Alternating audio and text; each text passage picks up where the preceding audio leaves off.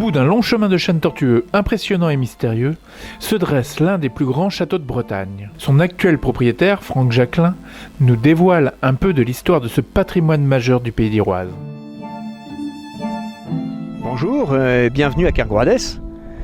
Eh bien, le château de Kergrouadès a été construit en 1598 par le marquis de Kergrouadès.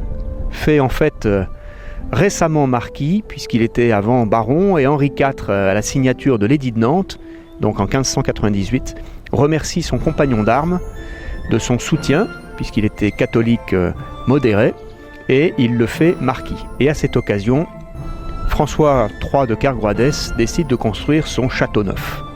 Et il construit un bâtiment considérable, c'est l'un des plus grands châteaux de Bretagne. C'est un bâtiment carré qui fait 40 mètres sur 40 mètres.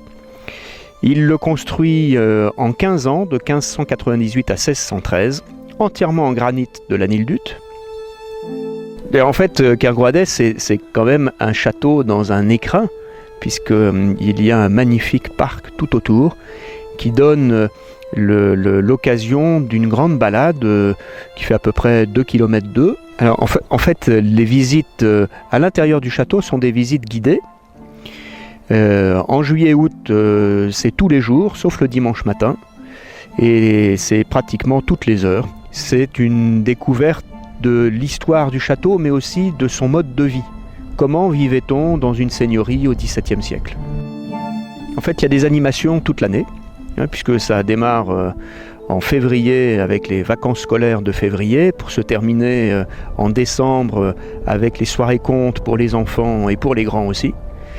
Donc tout au long de l'année, il y a des animations pour des publics très différents. D'abord beaucoup d'animations pour des enfants, puis pour les adultes, des choses différentes, des concerts, des chasses au loup, un grand son et lumière au mois de juillet, et puis évidemment les soirées aux chandelles qui sont 1000 bougies mises 4 fois dans l'année sur les terrasses et à l'intérieur du château. Donc c'est féerique de visiter un château la nuit avec de la musique, un jongleur, une conteuse, donc des instants un peu particuliers.